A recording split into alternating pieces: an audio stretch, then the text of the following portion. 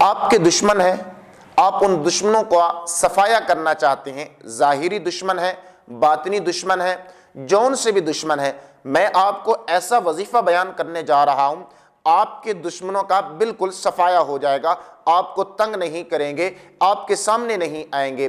اس سے پہلے اگر آپ ہمارے یوٹیوب چینل پہ نئے ہیں تو ہمارے اس چینل کو لازمی طور پہ سبسکرائب کیجئے، فیس بک پیج پہ ہیں تو اس پیج کو لائک کیجئے اور اس ویڈیو کو آگے شیئر کیجئے۔ چلتے ہیں اپنے موضوع کی طرف۔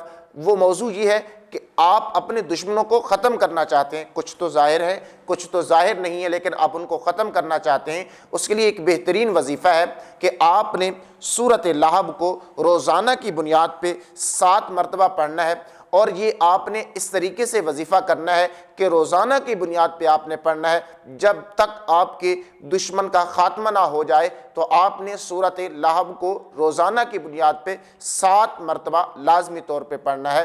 اور یہ جو سورۃ مبارکہ ہے یہ کون سی جگہ پہ ہے؟ سورۃ مبارکہ آخری پارے کی 10 سورتوں کے آخر کے اندر آتی ہے، تو آپ نے اس کو لازمی طور پہ پڑھنا ہے۔ اللہ رب العزت آپ سب کو اپنے حفظ و امان میں رکھے۔